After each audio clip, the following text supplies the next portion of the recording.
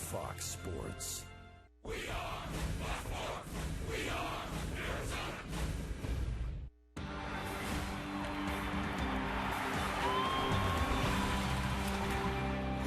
Much better than the green one. Downtown Phoenix, Arizona, Chase Field, and certainly another huge series for the Diamondbacks. These folks make their way through.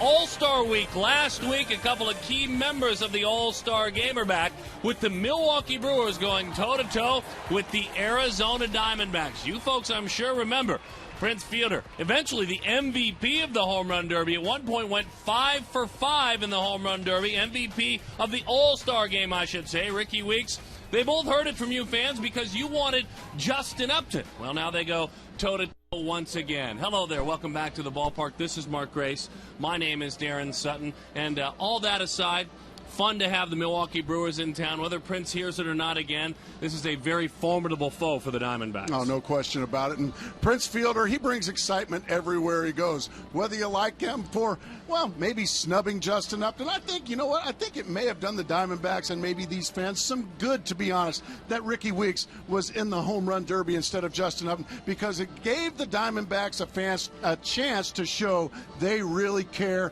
and they care about Justin Upton, and they care about this ball club. So I didn't have a problem with Prince Fielder picking Ricky Weeks, and I didn't have a problem at all with the way the Diamondback fans reacted. Yeah, it made Prince Fielder better. A couple updates to tell you about. Of course, you know about K-Rod, Francisco Rodriguez, setup and closer now, sharing the job with John Axford, and also Ryan Braun. That calf is not better yet. Tried to play through the weekend. He is unavailable tonight in the starting lineup. He can pinch hit. Now, Josh Colmenter, getaway day a couple of weeks ago in Milwaukee. He was oh so good against the Milwaukee Brewers. I mean, really dominant. 6 shutout innings, eventually a loss at the hands of the Milwaukee Brewers, but he was great. Second time through this year, though, we've learned that unique stuff has been figured out by the Rockies and the Giants. Yeah, I think the first time Josh Colmenter faces a team, you talk about his unique delivery. I think a lot of times that will befuddle an opponent. Now, the second time through, they know what that unique delivery is all about. Now you have to have some stuff to get your opponent out. And I really think that Josh Colmenter still has major league stuff,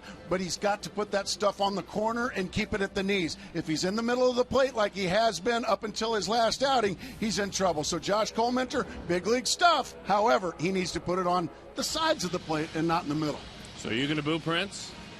No, I like Prince Fielder. He's a lot bigger than me. I like Prince Fielder, too. Don't forget, as they talked about in the pregame show, Justin Upton in the same shoes would take Chris Young as his home run derby partner. There you go. We're glad to have you with us. This is going to be a fun series. Bottom line, this is a 4-gamer against a very talented team, and a guy like Barry Enright, back up in the big leagues, has his hands full. Brad will set the scene on this series. Brewers, Diamondbacks, in a moment.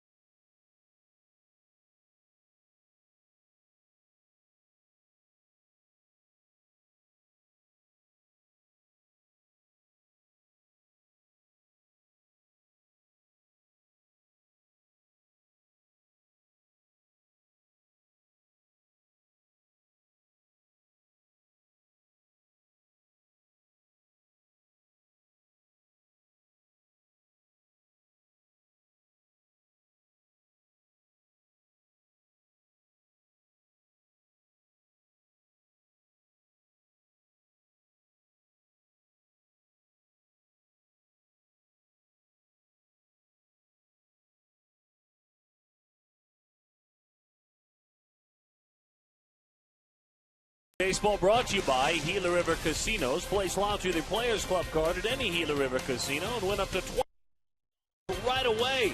Right now, get to Jack in the Box for a limited time. Jack's really big chicken sandwich, it's back, and it's only $3.99 plus tax at participating restaurants. Southwest Airlines' new Rapid Rewards, unlimited reward seats with no blackout dates. And welcome back to Chase Field, D-backs baseball on Fox Sports Arizona. The roof is closed tonight, a storm brewing outside. Really a great four-game showdown against the central-leading Milwaukee Brewers, a team the D-backs faced on their last road trip. The guys talked about some great pitching matchups tonight, Cole Mentor against Wolf, but the rest of this series promises to be every bit as intriguing. Tomorrow, the return to the big leagues of Barry Enright. He's headed back to the Valley. He'll face Gallardo. On Wednesday, a pair of lefties go at it. Saunders against Narveson. Then on Thursday, Ian Kennedy goes for his 11th win of the season, facing Zach Greinke, a guy the D-backs did not face last time around. And real quickly, Barry Enright, 54. That's his Twitter handle. He's excited to be back. He tweeted earlier, back home in AZ on the bump tomorrow. Tomahawk on the mound tonight. That, of course, is Josh Callmenter. Hopefully he'll get a great start tonight. The second time the Brewers have looked at him in the last little while, but the D-backs have been using the long ball as of late. They did it against the Brew Crew, did it against the Dodgers as well. Baseball. Darren, Mark, have the call on Fox Sports Arizona in just a bit.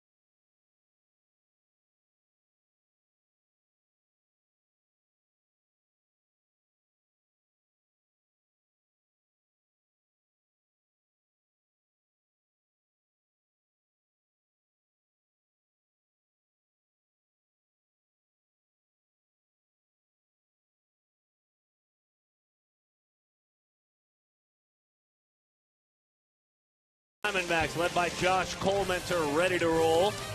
Number 55 on that back, and Ron Renicky talking about Callmenter and his unique delivery, hoping that his club learned a lot the last outing, because according to the skipper, as we take a look at his lineup, he has a ton of respect for what Callmenter was able to do. Corey Hart, Nigel Morgan, Mark Kotze, with Prince fielder Ricky Weeks batting fifth. Hart switches with him. Hart's in the leadoff spot. It's George Kataris, Casey McGee, who has loved hitting in this ballpark, Yuniesky Betancourt, and Randy Wolf. When you take a look at rookies that are starting pitchers in the major leagues, and you look at Josh Callmenter, where he stands, he has the best ERA of all starting pitchers that are rookies, of all rookie pitchers that have made 10 or more starts. In other words, it's been a great start to its major league career, as he fires a strike, something he does very regularly. Nobody as a rookie, as we take a look at those numbers, has a better ERA than that 2.92. Numbers brought to you by the Arizona Ford dealers. And we got to make sure that we watch Josh Callmenter. You and me both, Darren. Watch and see his location. If his location is good, which is on the corners and down, he doesn't get hit. Corey Hart in that leadoff spot gets a fastball, and he hits a fly ball to deep right center field. Hart is erased. Hart now the 88th time he has batted in the leadoff spot this year. And all you folks at home watch this as well. Even though that ball's thigh high, it was on the outside corner, and that was just enough to get Corey Hart to hit it a little bit off the end of the bat and made it an easy fly ball. And I said this year for Hart, in his career, he has batted in the leadoff spot just a handful of times, and so this opportunity for him, they hope it gets it going. A little bit of a less pressure situation than hitting behind Prince Fielder. Roger Morgan's been a pleasant surprise for Milwaukee. There's the first changeup of the game. 1-1 the count. Morgan hitting .335.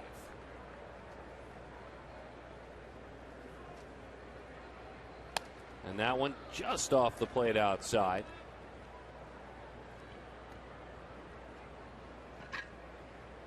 Boy, last year Morgan in his first 58 games hit .250. On base of .320. It's a different season this year. As Morgan is on, he is ready to roll. Let's take a look defensively at the Arizona Diamondbacks, understanding that he is a fly ball pitcher is Cole Mentor. So Parra, Young, Upton, very important. With Blum, Bloomquist, Roberts, and Nady on the infield. Josh Cole Mentor to Henry Blanco. I'll tell you, no Kelly Johnson, no Stephen Drew. Not the infield that Diamondback fans were maybe expecting once this ball club broke spring training. I don't think you expected Nady at first, Roberts at second, Bloomquist at short, and Jeff Blum at third. But that's what we're looking at. It's just a day, according to Kirk Gibson, but for Stephen Drew, it's been 2 months of subpar production. And hoping to see Stephen get it going. And it's also been about a month of a lot of pine time. 1-0 the count to another fellow veteran like the infielders out there. In Mark Kotsay. Pride of Cal State, Fullerton Kotsay. These Brewers come in. They come in with a 33-14 home record. Home, Miller Park. They're on the road. They're 18-31. They just split a series in Colorado, a 4-gamer. That one's inside. 2-0 the count. We got a nice dust storm cooking outside, don't we? Haboob. Well, outside, and what has gone on because of that, all the nooks and crannies in the ballpark, it's snuck making inside its way too. In here, exactly. You can kind of smell it and unfortunately taste it. So we trust everyone's safe and sound that is watching us in the area. And it's kind of like sticking your head in a vacuum cleaner bag. It really is. I'm trying to remember the last time I did that. Wow. Oh, come on. Give it a whirl.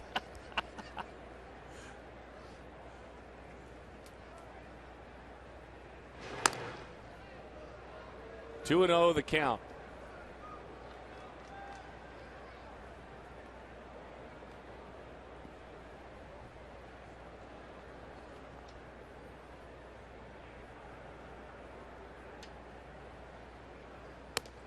Pitch is high, 3-0 the count.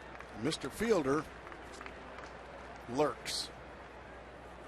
He lurks. He loves this ballpark. He put on a show in this ballpark last week. 3-0 the count to Mark Kotsay. Started 39 games this year for the Milwaukee Brewers, and he can start a couple of spots. He started a game at first. 9 games in left and 22 games in right. He's been pretty hot. He's got some big hits for these guys. He's one of the guys that didn't want the break to come. Right. He stormed into the break on about a 400 run for about a week and a half. So he was a guy that did not want that break to come. Runner was on the move and he fouls it off. 3-2 the count. Ron Renneke will tell you this is one of my glue guys. This is the guy that I go to if something needs to be talked about. Something needs to be shared, and as a rookie manager, I would imagine you look for those guys pretty early on in your tenure, and you hope to find them. Absolutely, especially when you're a rookie manager. Now, Ron Renneke's been around a long time, and he's learned a lot under Mike Scioscia in Anaheim. But it's always nice to have some players that you know you can depend on, well, maybe when your back's turned. 3-2 the count. Runner goes again.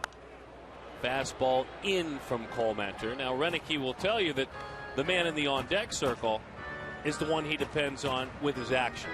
And according to Renicky, he's never let him down. Every inning, every game, never gives an at-bat away. Kind of a grinder. Absolutely, a guy that you can just depend on.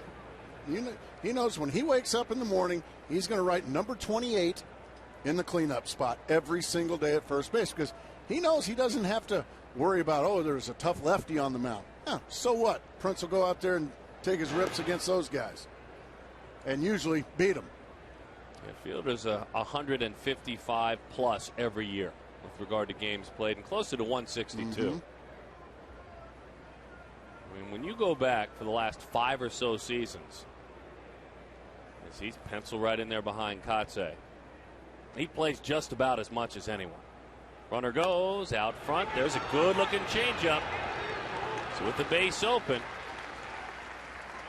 And here is Prince Fielder. What an all-star game he was able to have. Just a smattering of boos.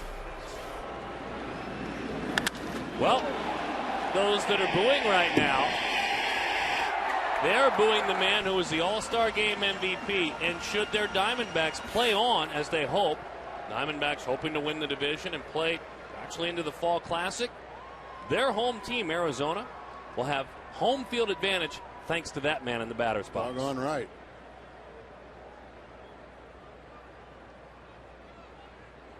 Oh, baby, what a good changeup to start Fielder. 0-1.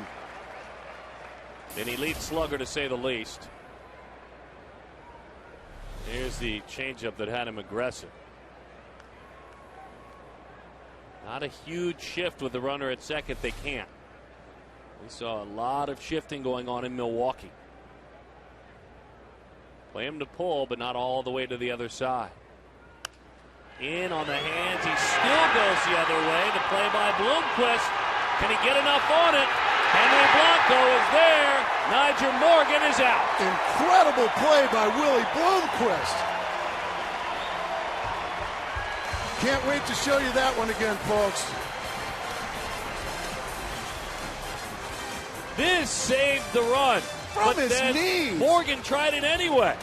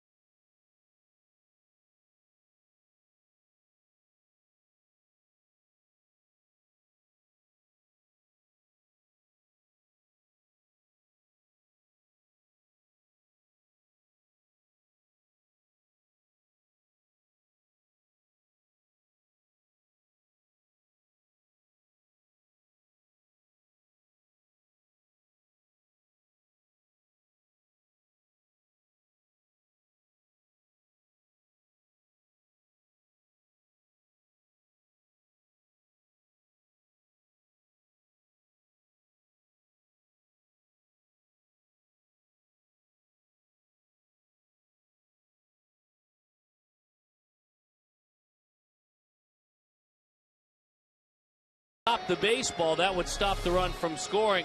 Our Chaz Roberts air conditioning cool play. You didn't think he'd have to throw it. To even come up with it was amazing. Then from his knees, a strike on one hop. Henry Blanco blocking the plate. Nigel Morgan still hasn't touched home plate. Great play by Willie Bloomquist. Huge play to start the game. There was a game report written the other day that described Bloomquist tagging in the first inning when he was thrown out by Matt Kemp. As that breaking ball is outside from Randy Wolf. Described it that he might not have been running hard initially when he tagged, which couldn't have been further from the truth. Willie found out about it, and it bothered him. Good. A lot. He said, you can say that I'm no good. You can say that my game has left me, that I'm old, that I might not look as good as the other players, but don't ever say I don't try hard every second. I'd like to know who said it. 2-1 the count. That one is inside. 3-1 the count.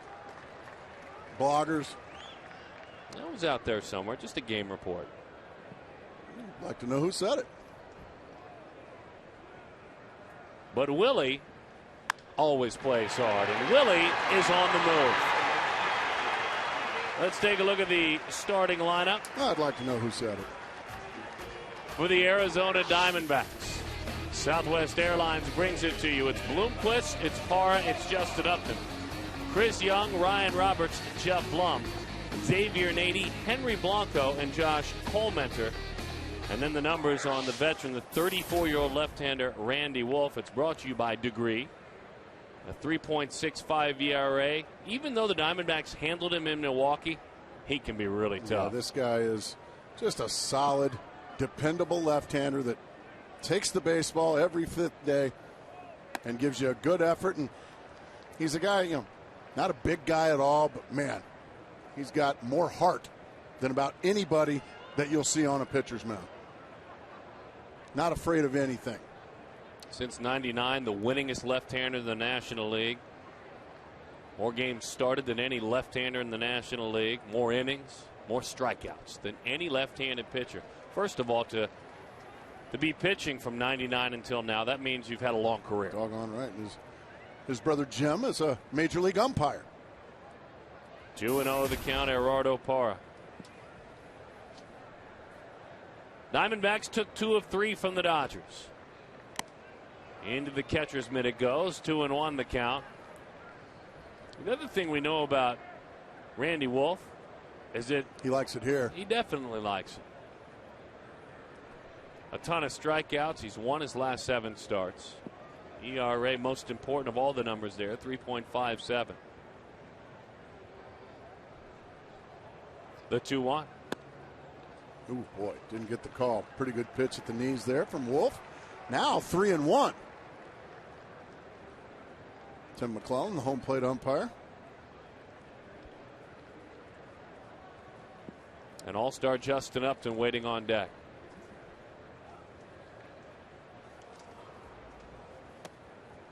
That's outside. That's ball 4. Getting a little bit interesting now. Upton was hitless in 11 tries in the Dodgers series. Had a quiet Dodgers series, to say the least. Now in Milwaukee, he leaned on a pitch from Randy Wolf on July the 5th. He got it up above that bullpen, up above their Fridays restaurant, lower in that ballpark, up above both to sell it out of here. Justin looking for his first hit after the All-Star break. Struggled mightily against the Dodgers. Hit some balls hard, however, but just didn't have much luck. First pitch swinging, and it is fouled off.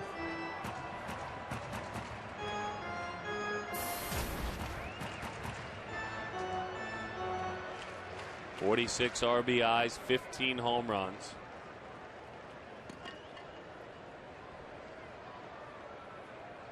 Matt Williams keeps an eye on Willie Bloomquist. Breaking ball into the dirt. Gerardo Parra behind, and because of the 2 runners out there, Prince Fielder not holding on Parra at first. Defensively, the Brewers' infield is a liability. With McGee, Betancourt, Weeks, and Fielder. It's hit out to short. They're looking to get Willie Bloomquist in a rundown. How about that play? A heads-up play there by Ricky Weeks. I mean, a real heads-up play. Figured he'd clean it all up and let Justin just get the first. Double play. Well, Willie Bloomquist has to freeze on the line drive. He thought it was going to be a line drive to Betancourt at short, so he's got to stay put. Instead, now he's got to go. And really, Ricky Weeks did a good job, a heads-up job to get Bloomquist in that situation. Unfortunately for the Diamondbacks, Justin Upton's struggles continue here after the All-Star break. What looked like a promising scoring threat is now a man on first and 2 outs. He just buried a fastball in, huh? Yes, he sure did. Broke his bat. Chris Young was just 1 for 11 in that Dodgers series. Well, when your number 3 and 4 hitters do basically nothing in 3 games, and you win 2 out of 3, kudos to the pitching staff. Kudos to the staff, and maybe a guy like the guy on deck, Ryan Roberts. And maybe a guy like Daniel Hudson doing some offense yesterday, driving in 3 of the 4 runs and throwing a complete game 1-run ball game. Yeah, we have some follow-up throughout this ball game on Daniel Hudson. Interesting how Gibson made his decision on Hudson hitting, Hudson pitching deep into the game. I'll have that for you in a bit. High fly ball, pretty well struck to left. Pache going back, but he's got room. Looking into that hazy indoor ceiling. It's all cleaned up. Still like to know who said it.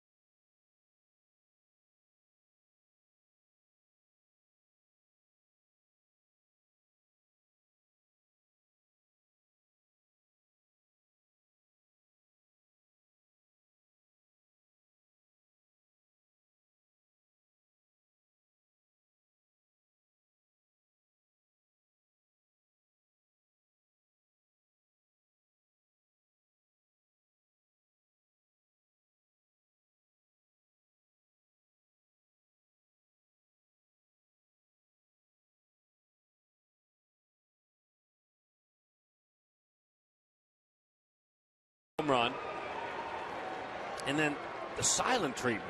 I mean, they acted like he had done nothing in that dugout. And he said in our Geico quote, I knew they were going to do something like that. Well, something like what, Daniel? I mean, this is stunning. Surely they were gathered around the top step to give you a high five. That's one of the better silent treatments I've seen in a long time. Your first big league tater, and you get no love. Number 1, first homer. Change up is low. Interesting, Brad, isn't it, how that all came together yesterday? Yeah, today Kirk Gibson revealing that Miguel Montero, believe it or not, was the instigator there, the guy that kind of told everyone, stay in your seat, stay in your seat. And once he arrived, then everyone kind of celebrated. Hudson say today he thought that it was probably Joe Saunders that led the charge, but in fact it was his own catcher, Miguel Montero. Well, it's interesting, too, Brad, with regard to making the decision for Hudson to stay in the game. How did Gibby make that decision? You uncovered that earlier. Well, yeah, same kind of situation. We've talked about this a lot this season. Kirk Gibson works in mysterious ways. He went over to him after he had that great 8 innings and, said, hey, great job. You did a nice work today. So just trying to see if Huddy thought he was being taken out of the game. And he said, are you kidding me? He said, I want to go out there again. And I think that's what Gibson does. He kind of tests, he kind of probes to see what kind of a reaction he would get. And he got the one he wanted to hear. That's what Hudson wanted to stay in the ball game. So my question for you, Gracie, with that, and thank you very much, Brad. That's good stuff. I know you'll have a little bit more in that same concept later. If Daniel Hudson slumps back then in his seat and says, thank you, Skipper, maybe bumps a few fists of guys around him, I think he's out of the game. Probably out of the ball game, yeah. Amazing. That's a little mental test, if you will, from and I guarantee you that's right from the Sparky Anderson school. Don't you think? That was Gibby's mentor, Sparky Anderson. The 1-2 to George Kataris has popped foul. One more thought on Hudson, because now he's at what is just about a full major league season. When you make 31, 32 starts, which he has done as a Diamondback, you've pitched a full season. 1-2 the count. That one into the dirt. And so what is that first full season, for lack of better words? How about that? Would that be a good full season? And it's, look at the innings. There's some veteran all-stars that would like to have those numbers, let alone a rookie.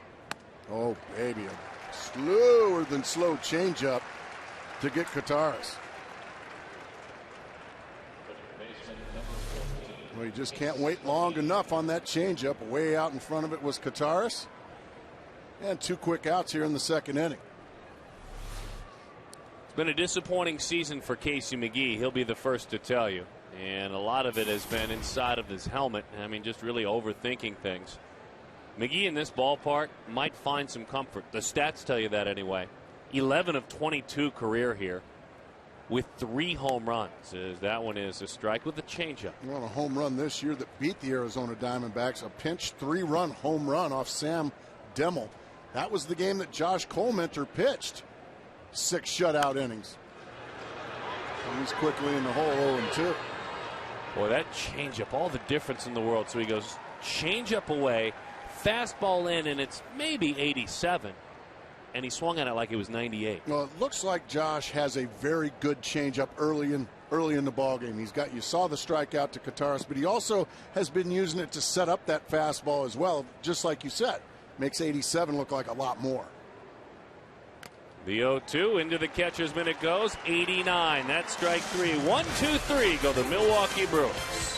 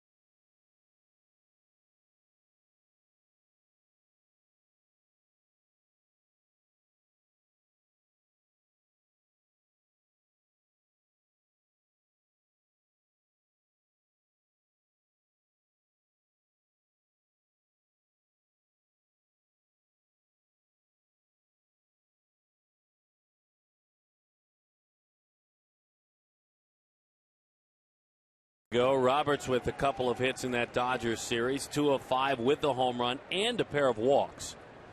He has hit in 6 of his last 7 as he takes a strike over the outside. And just when you thought those tires might be losing air through the month of June, that he might be tiring, he's bounced back strong. Part of the reason, I'd love to run this by you, is that Gibson gives him, the tap man, gives him off days occasionally now, maybe 2 off days in a row. And then puts him right back in there for a couple of days. I think it's very smart of Kirk Gibson to let him refresh a little bit. He's a high-energy guy, my goodness. Well, he's mom's old firecracker. And now, usually, Gracie, he pinch hits in those games that he's off. But that's still, if you ask me, that's a valuable day off. Even though, yeah, you're mentally, you're still having to be there and you're having to watch the game. It's for a guy that's as high energy as him, you got to give him some physical days off. Let him rest a little bit. Let him watch a ball game, and let him intensely watch the ball game. But this guy gives you every ounce of his heart and soul from the time he gets to the ballpark. He was out real early today for batting practice, early batting practice. And that's coming off homering yesterday. Getting right back to work. Picked on a changeup here.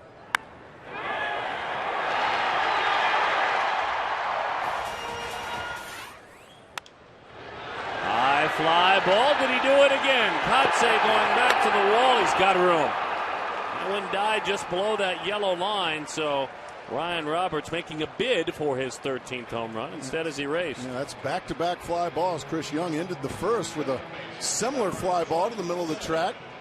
And then Ryan Roberts just a bit shy as well. Both those pitches got in just enough on Roberts and Young to keep it in the ballpark. Don't stick your tongue out. There's a lot of dust in the air. Yeah, good call. Get those allergies cranked up. 0-1 the count to Jeff Blum. Blum doubled when he got his first start of the year the other night. He was batting left-handed. The veteran switch hitter. It wouldn't surprise me at all, though, if Ryan Roberts eats a little dirt once in a while. No, me neither, actually. Slow curveball is outside.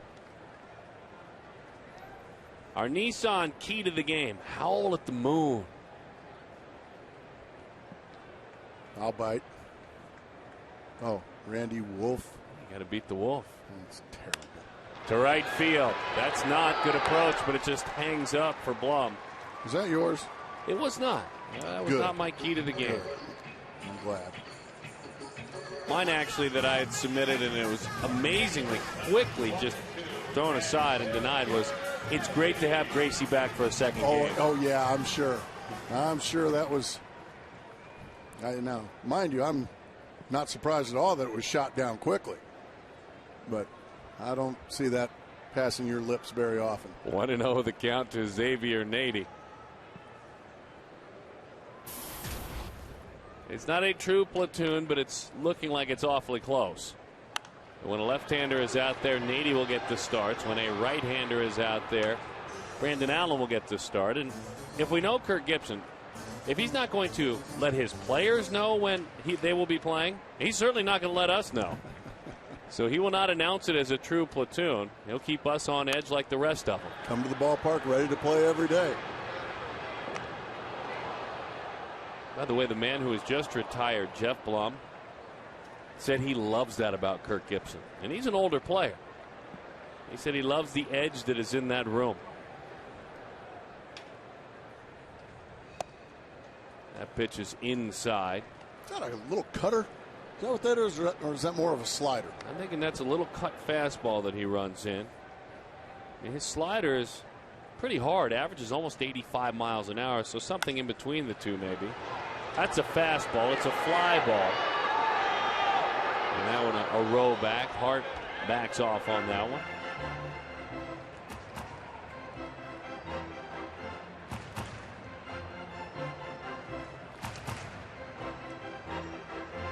Two and two the count. 34-year-old left-hander, pitched at Pepperdine collegiately, began his career and pitched a long time successfully with the Philadelphia Phillies. Wolf. Nearly 200 starts as a Philly.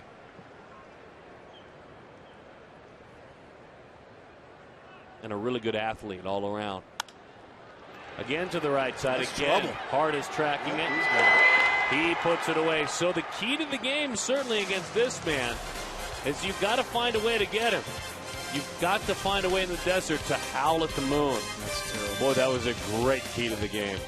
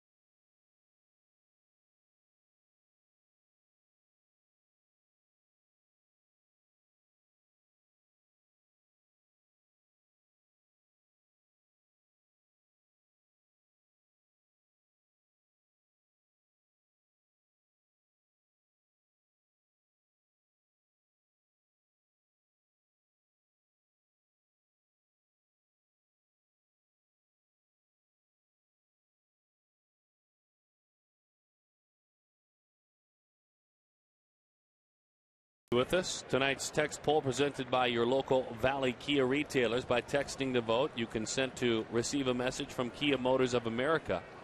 36929. We'll have to, as Betancourt digs in, talk about it in just a moment. The changeup is high. 1-0 the count. Which team has the best chance in your mind to make the postseason? The Diamondbacks, the Brewers, the Twins, or the Pirates?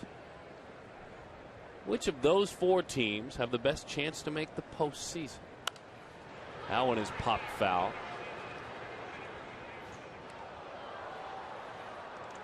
Well, the Brewers are in first place. Diamondbacks in second. Pirates are very close to the Brewers in second. And the Twins are, what, about 6 or 7 out? Baseball Prospectus, a baseball research website, daily adjusts the playoff odds, the odds of a team making the playoffs. That's like that win percentage we had like a couple years back. Don't really remember that. I've already forgotten that. Oh, good, because it was very minor league. 2-2 the count. But Baseball Prospectus certainly is not. Now, it just does simulate games over and over with the current players on each roster. But what it doesn't simulate are all the intangibles. That one is popped up to the right side, and giving it a look is Xavier Nady. Of the teams we showed you, the best chance, according to Baseball Prospectus, of the teams we showed you of making the playoffs is the Brewers. Nearly 50%. Well, it helps to be really talented, too, like these Brewers are. But what they're going to have to do, what Ron Renicky, his staff, and these Brewers are going to have to do, they've got to get better on the road. This is a fabulous team in Milwaukee. Great team at home. One of the worst teams in baseball on the road. And that doesn't make sense with this kind of talent. Betancourt picks on a curveball, the first one he has thrown. Parra, a unique angle to say the least, puts it away, and Betancourt, who's playing in some very important games right now for literally his spot in the major leagues, flies out to left. When you talk to folks with the Milwaukee Brewers, they are shopping for a shortstop. And they've made it open and honest. They're looking for a shortstop. They're hoping they can make a trade for one. Betancourt came over from Seattle as a defensive wizard and a guy that's not going to hit a whole lot. Well, he hasn't hit a whole lot, but he hasn't been a defensive wizard either. No. Josh Wilson has gotten starts. Former Diamondback backup infielder. He has gotten starts and hit enough that he may get some more starts. They considered starting him in the game tonight.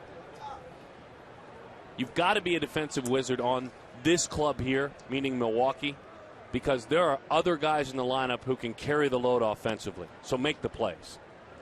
Yeah. And especially with the defense on the infield that's shady at the other three positions at best. Yeah, exactly. And also it just kind of makes you think about things. If there might be something more to than just the hitting and the fielding, that maybe Betancourt is not bringing every day to the ballpark. Just makes you wonder.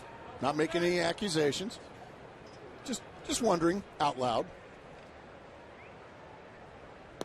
Change up, that's strike 3. Wolf goes down on strikes. Get your tickets today for this weekend's games against the Rockies. Be sure to look for the value item signs around Chase Field. For just $1.50, get a hot dog, a corn dog, small popcorn, or a small Pepsi. Diamondbacks baseball. Affordable family fun all summer long. For tickets, call 602-462-4784 or visit dbacks.com/value. Curveball shows it to him, and it's called a strike, a high strike, but a strike nonetheless to Corey Hart. Spoke with Corey before the game. He's more comfortable batting leadoff. He would rather be in that spot rather than the 5 spot. Batting behind Prince Fielder, it's funny, but it's a more pressure spot to hit in the order.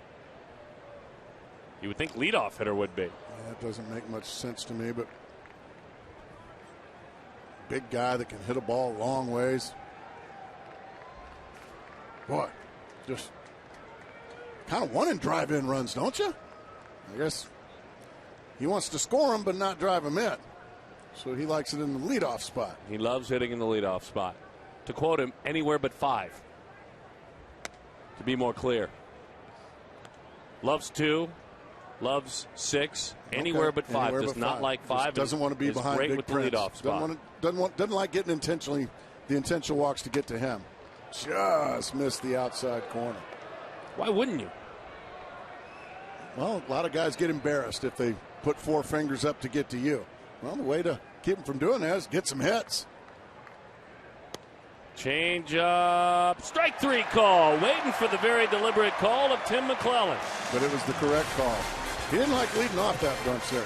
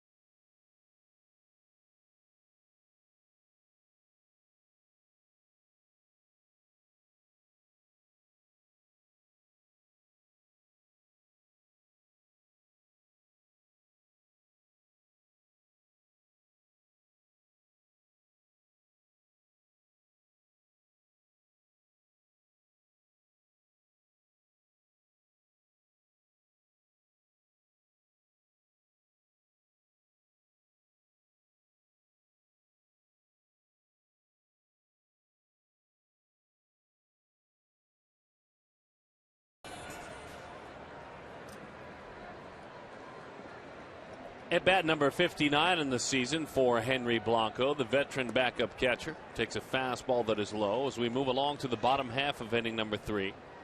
Scoreless ball game, Brewers and Diamondbacks. Blanco on a line, spinning on a backhand attempt by Weeks. And Henry Blanco is on. I would imagine on what will be a base hit. Let's take a look defensively at the Brewers as they work behind Wolf with Kotze, Morgan, and Hart. It's brought to you by David Robleski and Associates, McGee, Betancourt, Weeks, and Fielder. And Randy Wolf pitches to George Kataris behind the plate. And lack thereof of defense. That goes as a base hit. And now the bunt is on. And strike 1 on Josh Coleminter. They're underway in San Francisco, California. The Dodgers visiting the Giants and Dodgers just getting started. It's Chad Billingsley against Ryan Vogelsong. We'll keep an eye on that tonight. Arizona starting play tonight, 3.5 games back of the Giants. Wolf, nowhere close. I mean, nowhere close. As a matter of fact, Ryan Runge had to duck out of the way of that ball. Makes you wonder if Randy Wolf thought Brian Runge was the man he was throwing to. The uniforms are similar. Dark. The dark top on Brian Runge and the dark tops on the Milwaukee Brewers.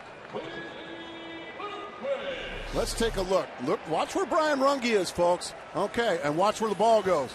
Absolutely, that's what he thought. There was a mix-up. Brian Runge looking at him like, what are you doing? I mean, the first dark shirt he sees is Brian Runge. And sure enough, that's what happened. Which makes you wonder if these Brewers might be wearing a different color tomorrow. Maybe they're grays. There's no doubt in my mind that's what just happened right there, folks. Well, Wolf's a good athlete, a very good athlete, as we have talked about several times. And he threw a strike right to the umpire. I mean, he threw it accurately. You're right, because Wolf doesn't make throws like that. I mean, otherwise that's 30 feet off the mark. Now, and I can certainly understand the mistake. I mean, it's a very similar look. Fielder can't hold on. Now Bloomquist is hustling all the way. A lightning bolt off the bat of Willie Bloomquist. Fielder stopped it and then kicked it 20 feet away. Well, this vaunted Milwaukee defense has made 3 boo-boos in 3 batters. Ricky Weeks to allow Blanco. Then we saw Randy Wolf make a mistake, and now this one by Fielder. He can't come up with it. Everybody's safe. That'll probably go as a base hit just because it was hit so hard. But, boy, the Diamondbacks, a huge opportunity because the bags are full of Diamondbacks thanks to the Milwaukee defense right now. That is a single for Bloomquist. It was a fielder's choice and an error with Colementor hitting. Blanco reaches on a single as well, but again, plays it could have been made by any of the Brewers, and especially the Weeks play with Blanco running because it's Blanco running. And he was able to recover and actually keep it close on the throw after he had kicked it away. This is a defense that has been a sore spot for Milwaukee all season long, and that's why Betancourt at short is so important. If you're thinking sac fly, folks, it needs to be a deep one because Henry Blanco's on third, who doesn't run very well. Bouncing ball. Weeks flips the Betancourt on to first. Got it. Whoa. Double play. A run scores. If you're the Milwaukee Brewers, you are loving life right now. Gerardo Parra, a routine double play ball, and now you're going to need a 2-out base hit just to get more than 1 run. So Randy Wolf saying, man, I'll just get it done myself then. We're going to just kick balls all over the place. Well, they didn't kick that one, and I think that's exactly what the doctor ordered. As you mentioned for Wolf, that's the 13th double play he has induced this year. So above league average in getting double plays when he needs them. Swing and a miss at that slow curveball. Doesn't throw many. About 2 out of every 10 pitchers are big, slow benders. They'll go down with a curveball like that to let her high with fastballs. That's what he likes to do. But he doubled up on him. You talk about Milwaukee on the road. 18 wins on the road. That's 14th out of 15 in the National League. ERA of 4.5. One of the highest in the National League on the road. They've allowed a ton of homers on the road, as that one is high and away. And one of the poorest hitting clubs in the National League on the road. So they don't do anything well on the road. Nothing. And they're fabulous at home. So for them to reach the playoffs and beyond, they're going to have to learn how to put it together on the road. And there's really no answer, though. It just has to start happening. Chopper out to Weeks, playing it back, hurries it over in time for the out. So the struggles for Upton continue on this homestand. Some defensive help by the Brewers there, and it's 1-0.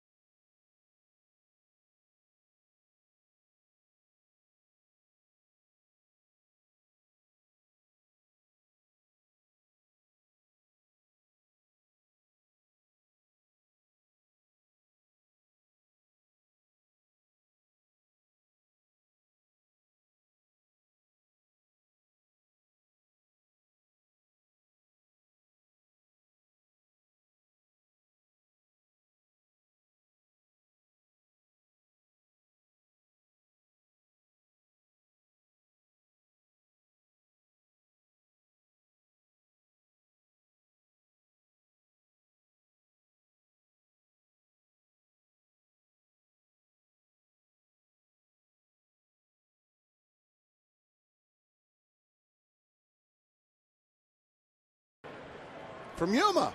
Well, thanks, folks. Good to have you here. And they love you. I mean, they love you. Here's our trivia question. I love Yuma. Trivia question brought to you by AT&T. It's a good question, we're told. Who was the last All-Star Game Most Valuable Player to win his league's Most Valuable Player award in the same season? Well, he could win the MVP. I do not know, and I couldn't even. Willie Mays. Okay, I'm done. Would you consider Prince Fielder an MVP candidate at this point? I think right now, if he's not, he's right there. He's got to be. I can't think of anybody. Him and Lance Berkman, maybe.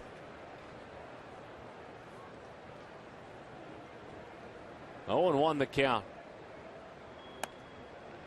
Pitch is inside. 1-1 the count to Nigel Morgan. Now Morgan singled, had a pitch in on his hands back in the first inning. Just a pretty inside-out swing to send it to the other side of the diamond as he bunts that one foul. 1-2 the count. Cole Mentor, a 25-year-old right-hander. And this, for Josh, is Major League start number 12. Michael Pineda was an all-star from Seattle. Deserved to be, too. An ERA just a tick over 3. He's a rookie. Cole Mentor's a rookie. Cole Mentor's ERA is better. High fly ball center. And an easy chance out there for Chris Young. Hey, don't forget, if you're between the ages of 10 and 14, you can audition at the Chase Field Plaza on Wednesday between 5 and 7. Or log on to kidcaster.com. Kidcaster, join us one Sunday a month, and we will be honored to have you come up in the booth and help us call a game.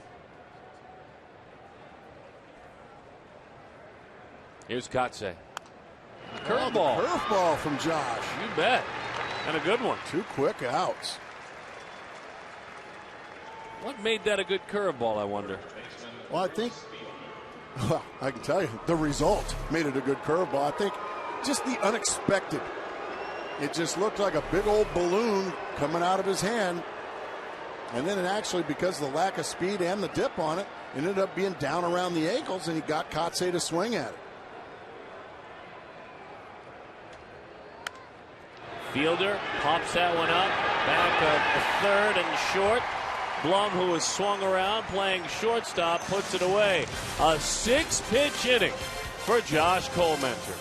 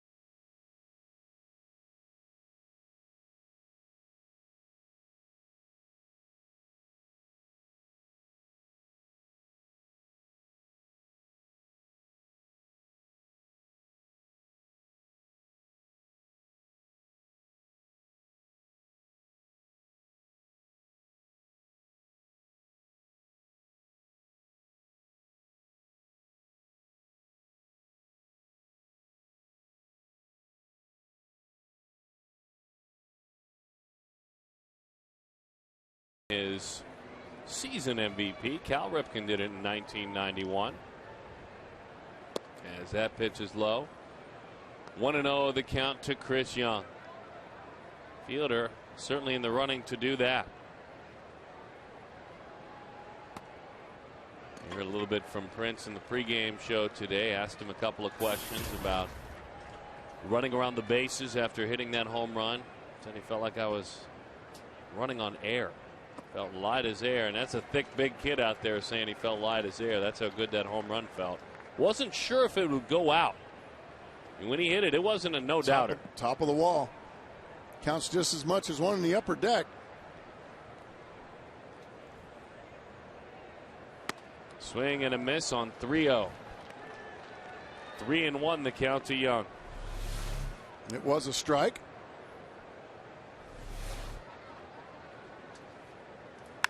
So was that. Line drive in the big part of the ballpark. We don't see Chris Young do that very much, and that is using the big fat part of the field. Yeah, when he hits the ball hard, it is usually to left field.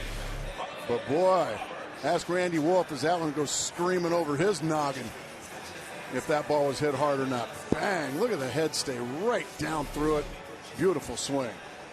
He was 1 of 12 on this second half homestand, and this is what we're talking about. 68 of his hits have been pulled, just 27 either to center or to right field.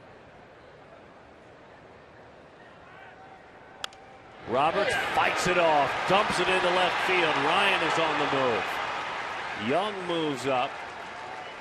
So there's that guy again, Ryan Roberts, trying to get a big rally going, and hopefully for Diamondbacks fans, maybe a 6-run rally, because anytime Arizona scores 6 or more, Taco Bell gives away 3 free tacos with a large drink purchase from 4 to 6 the following day. Roberts is now hitting 7 of his last 8 ball games.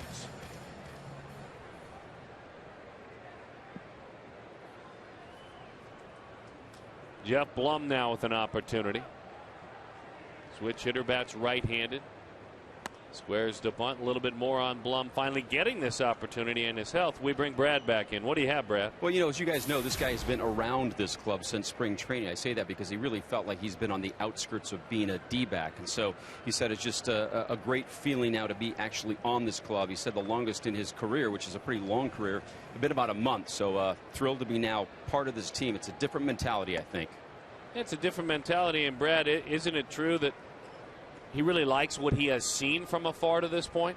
Yeah, and I think the frustrating part was he would love to be a part of it. This team got out to such a great start with the attitude, and I think that's why he's here. Kevin Towers likes what he's done over his career, and then he was just so frustrated, you know, getting back from that knee surgery to be a part of it, and now getting his opportunities. 1-1 the count, and for Blum, he was remembering the other day about playing on a White Sox team in 2005, and boy, does he fondly remember the makeup of that team. I mean, obviously they won the World Series in the end, but he called that club a motley crew beyond belief, and he loved every moment of it. Swing and a miss at a slow curveball. 1-2 the count. It's kind of fun to play on those kind of ball clubs. By the way, the word fun you used, that was the word he used, Key, to describe them on and off the field. I had a feeling he was talking about that. 1-2 the count. Yeah, usually when you're labeled a motley crew, unless the sun goes down, it's usually not milk and cookies. A.J. Pierzynski, Juan Uribe, Aaron Rowan, Carl Everett, Jeff Blum. Some interesting guys. El Duque, Bobby Jenks. By the way, those guys all have rings. That pitch is just missed. Boy, did Wolf want it. It's rare when you see a pitcher hang their head, look straight down to the ground. He really, really wanted that one. It's down. Maybe. I can see why he wanted it. McClellan let him know it was down. Said, and I quote, there was a ball. Let's see if Kirk Gibson sends the runners here on 3-2. They stay put. It's a line drive, and it's a foul ball. Gutsy pitch, 3-2, this big slow curveball, but he threw it for a strike, and Blum was just out in front, and the line drive went a little bit foul.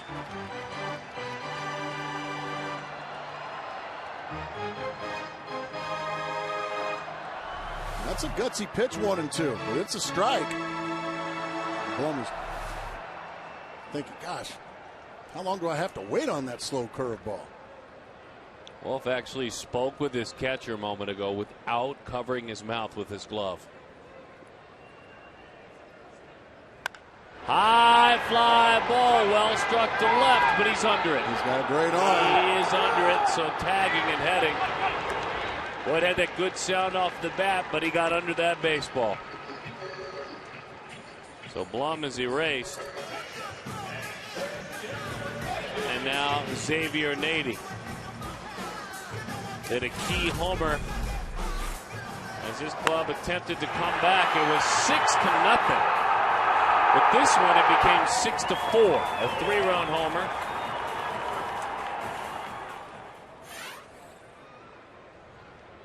And so now,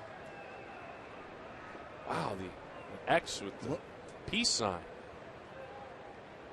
That was kind of the Brian Wilson, I just saved a ball game look, wasn't it? Yeah, they get the 22. That's what that is. Okay, I got it. Okay. That's a good sign. That's a big league sign. Nicely done. Sometimes you got to explain a few things to me, but we are a little slow, yeah, Gracie and I. I like that.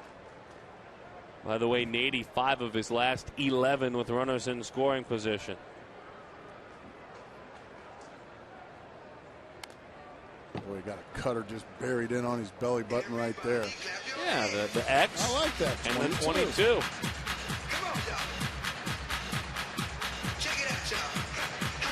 Don't forget, a homer is a good thing for the Diamondbacks and certainly for the Arizona Mountain Rescue Association.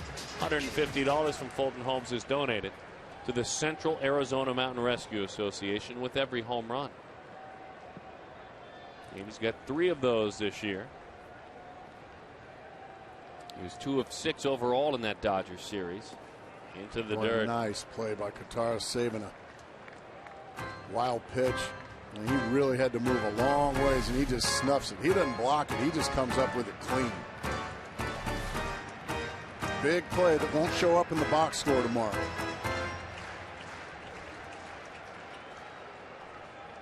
Says, go ahead and flash me those signs again, Matt Williams. And Matt obliges.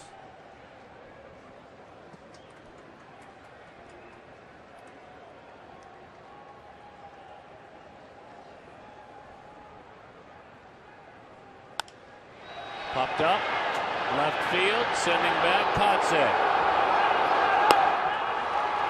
Makes the play, that throws behind, and runner moves up to third. It's been a popular spot for Diamondbacks hitters, hasn't it? Kind of just missing it about 4 or 5 times. I was just about to say it's 4 or 5 times that they have just missed balls to left field. That Kotze's gone back out of the track or with his back towards the wall, but that's part of pitching, missing the sweet spot of the hitter's bat, and that's what Wolf has done thus far tonight. A lot of balls just missed. You think about these Diamondbacks and you don't think slugging. I mean, you really don't initially, but look at where they are in home runs. Right there with Milwaukee. 106 home runs. You know, the National League's leaders in slugging percentage, and it still might surprise some of you because there isn't a Pujols, a Fielder. There isn't a collection of those names in this lineup. But St. Louis and Arizona have the same slugging percentage, and there's a pickoff. They've got a run down. Here's a throw to the plate with the tag out at the plate.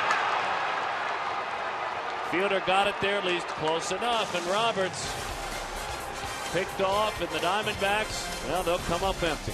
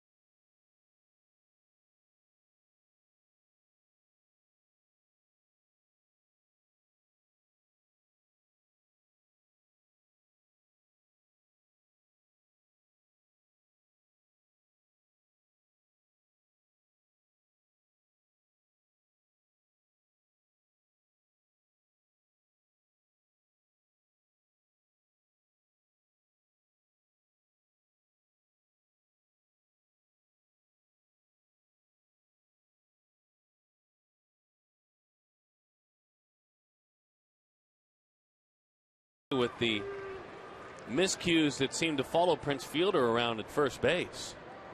Well, a lot of times when you've got a left-handed pitcher, when he comes set, has his back turned to third base, and a lot of times you can do some shenanigans over at first and draw a throw. But if you're going to do that play, Chris Young needs to break earlier, right away. So if that was indeed a design play, see, right, go now. But he waits. The fielder ended up making. That's a nice play by the catcher, Kataris, too. Prince threw it in the dirt, didn't he? He sure did. Weeks takes a pitch. That's a changeup. 1-1 the count to Ricky Weeks. Matt Williams, after the inning, found Xavier Nady and had a long conversation with him. Nady wanted the signs replayed a couple of times from Matt, or relayed, if you will. Which makes you think that that's not a sign you see very much. So Nady was like, whoa, what? What?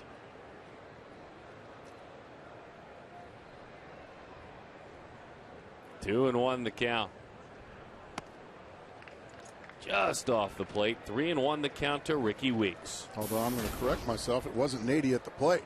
And it was Henry Blanco at the plate. No, Nady, you're right, earlier kept asking for signs over and over, and they did have a conversation. But as you said, Henry had taken over. Back to the screen it goes. Ricky in the stop in Colorado, in which Milwaukee split a couple of games, did all of his hitting in the 2 games in which he was batting in the 5-hole. He said, I'm just fine batting behind Prince. He loves Chase Field.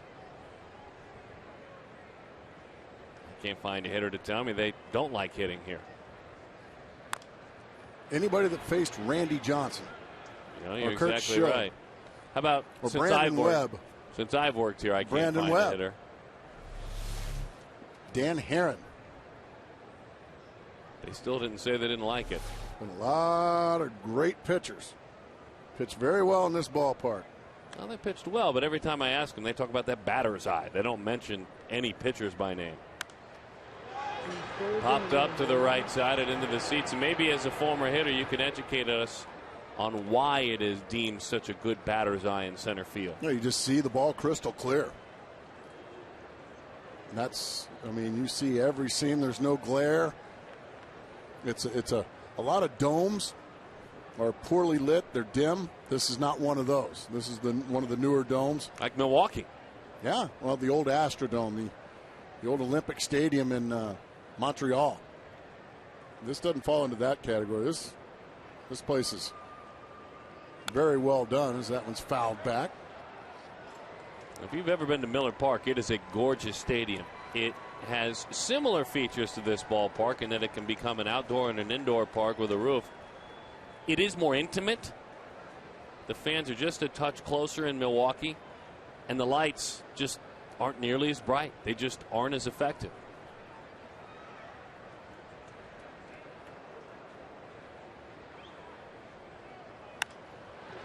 Let that one travel. A changeup. Upton tracking toward the line. Justin puts it away. So Miller Park is a newer ballpark than Chase Field. And they've tried to get the lights going, and they've tried and they've tried, but they haven't satisfied the home hitters yet.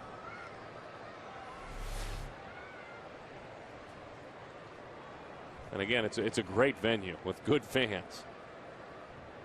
But not nearly the batter's eye or the lights, if you'll ask Brewers hitters today, as a matter of fact. Strike one to George Kataris. Well, they'll draw over $3 million again in Milwaukee. The smallest market in all of baseball, Milwaukee, Wisconsin. Yet, over 3 million fans. What, about 3-4 years going now, right? Yeah, I think they might have missed a beat over the last 5 years just once and gotten to like 2.9. Right. That man, very popular there, very popular here. Craig Counsell, into the dirt it goes, and Kataris did not go around. So needless to say, it can be done.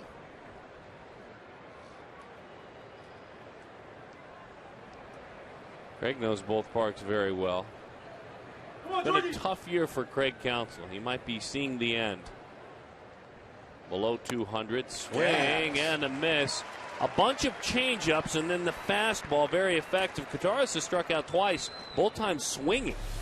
Well, also, look at the location. Right in on the hands and got it right by him.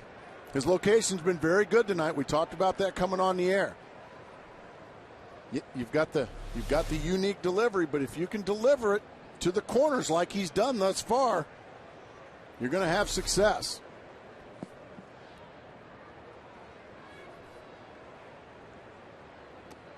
Showing him the curveball.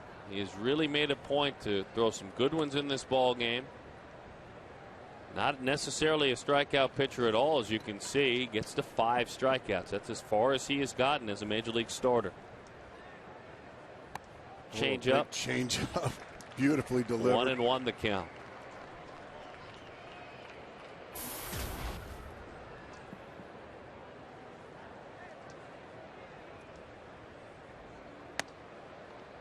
Just missed the inside corner.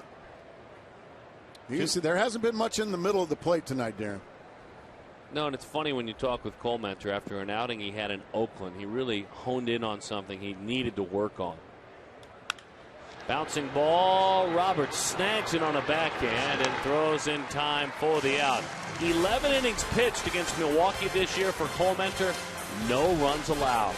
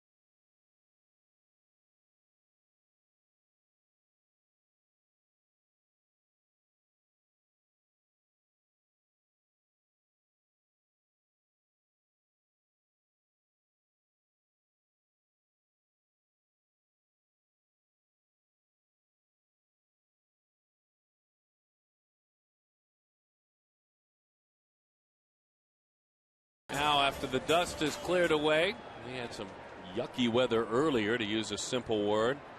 Beautiful night now in downtown Phoenix, Arizona. Henry Blanco to lead it off. When he's hit it, they've been for extra bases. And Henry, 13 hits this year, 6 of them for extra bases. And you can make it 14 with the hit he had in the last inning that he swung the bat. That, of course, was back in the 3rd inning. Into right field. Corey Hart is there, and he puts it away. 1 out in the inning. Blanco is 1 for 2. Take the Diamondbacks wherever you go this season. Subscribe to MLB.tv to see every D-backs game on demand or on your computer. Visit dbacks.com for details. MLB.tv, baseball everywhere.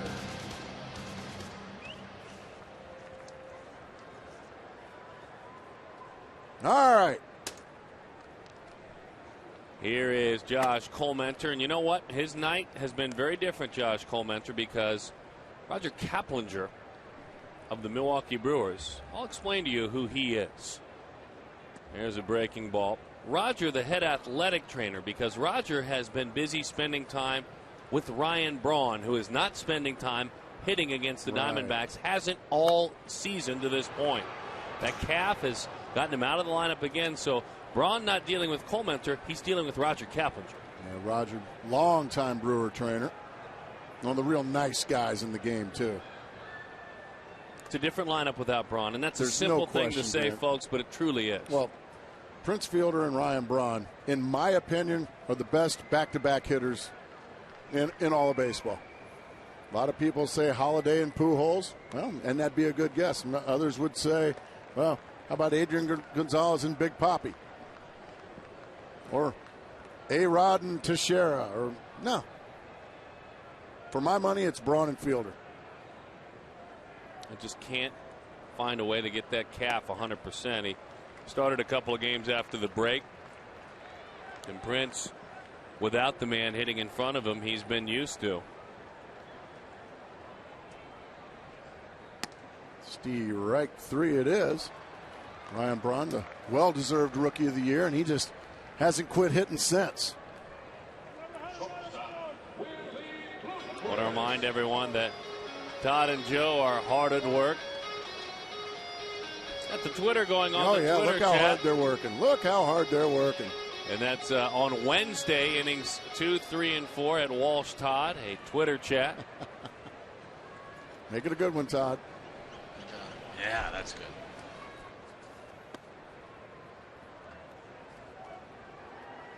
So you can interact with I think the gentleman on Wednesday. Joe Borowski must have something that I don't.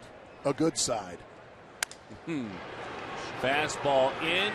Weeks makes the play. Bloomquist makes him earn it.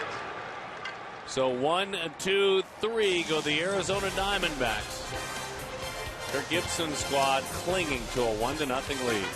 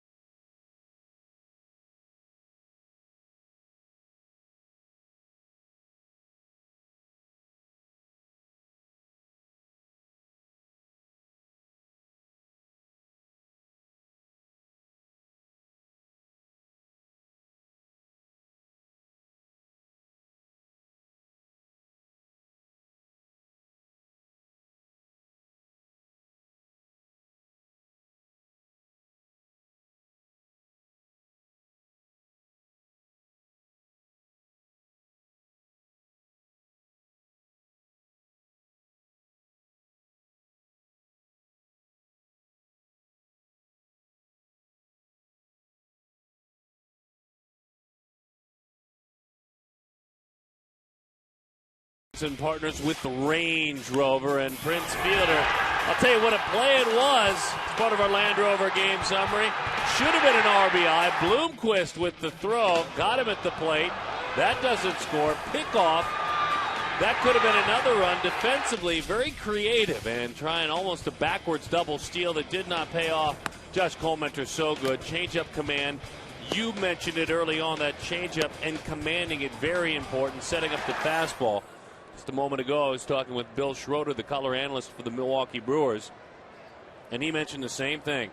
Boy, he has got great changeup command. Schroeder has never seen him pitch in person before. Impressed with that pitch as you were early on. Yeah, he's had a terrific changeup tonight, and he's locating the fastball as well. Both pitches are there. He's at the top of his game with them so far tonight. Complimenting each other, the fastball and the changeup, and I think his pitch selection's been terrific tonight. When to throw the changeup, when to use the fastball. Drops down a bunt. Forget it. Betancourt, what a good idea. And when you are being handcuffed by a pitcher, and I know the verdict has certainly been out on Betancourt in Milwaukee, that will earn him some respect. Well, Jeff Blum way back, as you can see it. You don't even have to make a good bunt. I mean, that's how easy it is when you've got a third baseman that far back. Now Randy Wolf. And that's the thing about this beautiful game that Josh Colementor is throwing. He's one mistake away from either being tied or behind because the Diamondbacks have left some chances out there tonight. Bases loaded, nobody out, and only played one run back in the third. Got a piece of Tim McClellan behind the plate there on the foul ball. Well, and here we go. After Wolf, the danger lights come all around Kirk Gibson in the dugout because Colementor, in a similar situation in a 1-0 game in which he led in Milwaukee, Gibson said that's it. Took him out of the ball game. Bullpen and Demmel couldn't hold it, and it was a 3-1 loss. Exactly right. I would imagine if he can get through this inning unscathed, he's going back out there for the 7th. Got to push it at some point. Doggone right. Changeup is high. The numbers say that he's incredible the first time. Hitters just don't know what to do with him at all. Our CenturyLink high-speed internet, high-speed pitch. Wolf at 91 miles an hour. Colementor 89.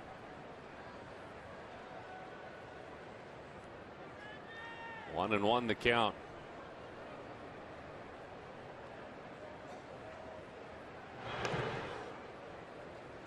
But almost closer-like lockdown stuff in a different variety his first time through. First time through, nobody hits him. And in this situation, if Randy Wolf just makes a decent bunt, you don't need to try to make the heroic play at second base. They're giving you an out in this situation. Go ahead and take it. As it's popped up, he did not make a good bunt. Big break there for the Diamondbacks. So Wolf, who does that very well, as a matter of fact, is a good hitter and a good athlete. That's the third time we've shared that with you. Didn't back it up. It's twice he hasn't backed it up, throwing that ball in the center field earlier as a defender. Yeah, just elevates it up there around his letters, and just an easy pop up for Henry Blanco to put away. And that keeps the double play in order in this situation. Doesn't get many. He has rolled up 3 all season long as a starting pitcher. He's a true fly ball pitcher. And let's see what he can do with Corey Hart. Hart fly to center. Hart struck out looking back in the third inning.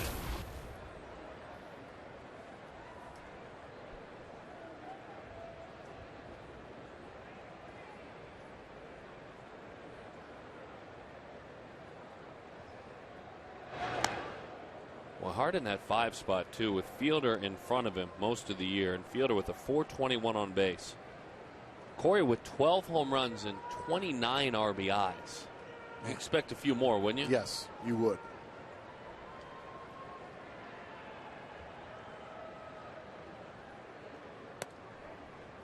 Change up right there at the belt. Right now, he's just got these Milwaukee Brewers baffled. If they look fastball, he's throwing a change up and vice versa. There's nobody like him. I mean, I see a guy throw a changeup at the belt. Who does that? Josh Coleman is the only guy I know of. You're right. And that's what's so interesting. And it works. It works great. A majority of the time. Look at that fastball right to the inside corner after that big slow changeup. That's what I'm saying. He's got Corey Hart talking to himself right now. What a thing of beauty that is. Look at the two parts exactly. of the up top and down low. And you'd think if you were to just close your eyes and think about that the fastball would be the one up and away, and the changeup would be the one down and in. 0-2 the count.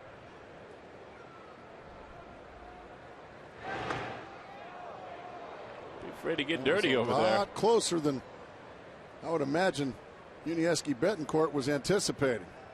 Going back standing, and really a good quick tag there by X-Nady. Again, his last start was before the All-Star break. It was against Milwaukee. It was 6 shutout innings. Fastball is high, 1-2 the count. Now in that game in Milwaukee, of the 94 pitches he threw, 62 of them were fastballs, only 6 curveballs. He's probably thrown 5 or 6 curveballs tonight. He threw 25 changeups in that outing.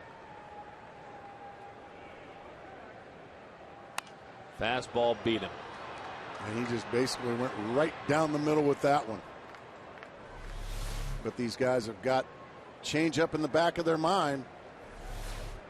So they're just not so quick to pull the trigger on that fastball.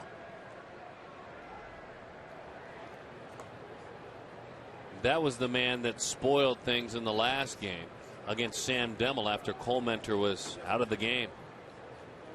A 3-run homer to right center field. Into the dirt. Henry stays right there with it. 2-2 the count. Yeah, for Josh, as incredible as the show was when he debuted, we all got to see him in the big leagues. In his last 5 starts, Arizona hasn't won. Not a single one. And his ERA is almost 6. So he has needed this tonight. Even though he pitched well against Milwaukee, to lower his ERA in that time, it still was a loss.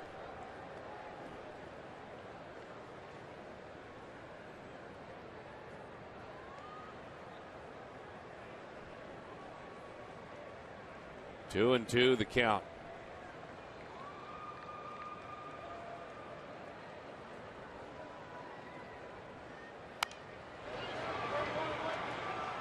By the way, don't forget 5:30 tomorrow, right around dinner time. Behind the scenes, Todd Walsh taking the trip home with Josh Cole Mentor a couple of weeks back to Homer, Michigan. That was a great trip. Todd and I really enjoyed ourselves getting back to Homer, Michigan. I know. Todd told you all about it because you weren't there.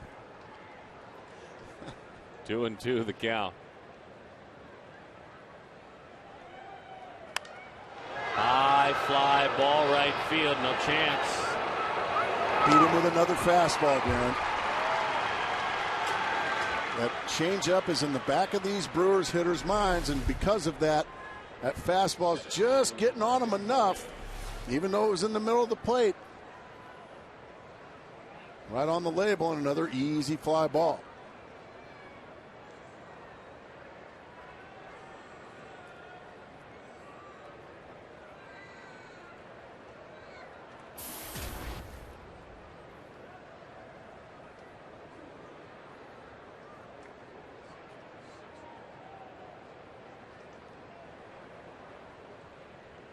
Nyjer Morgan single. He also flied to center field. 1-0 is the score. Yuniesky Betancourt with 3 stolen bases. Something is in the back of the mind of Cole Mentor that he's got to keep him close.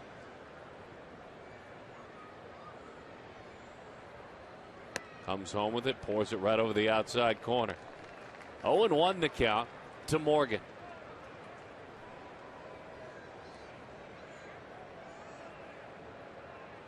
A couple of times Morgan's been on the disabled list, but in his last 13 games he's been raking. 19 hits in his last 13 games. In the middle right now of a 7-game hitting streak. You can make it 8 with the hit earlier. Foul ball on a changeup. That one was belt high. And that one was slashed foul like a belt high changeup should be hit. But really no chance of keeping it fair, though. That's the funny thing about it. Right. That was the next point is it's just so tough to stay back on. And it's just a loud strike. 0-2 now. Now I think a better changeup might be the call right here. One down around the ankles. And I think you'll get strike 3. The 0-2, the runner goes. There it is.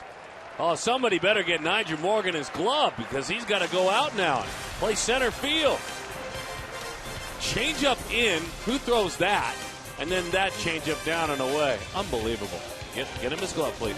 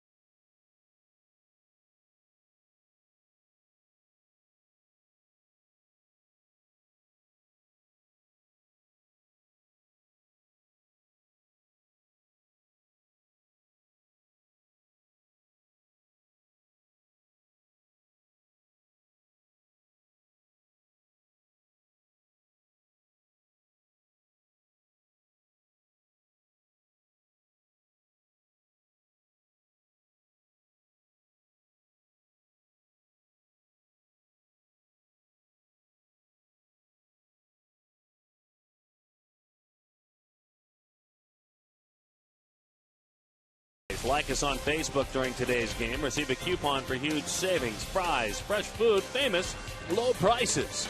Kia Motors. To learn more, visit phxkia.com.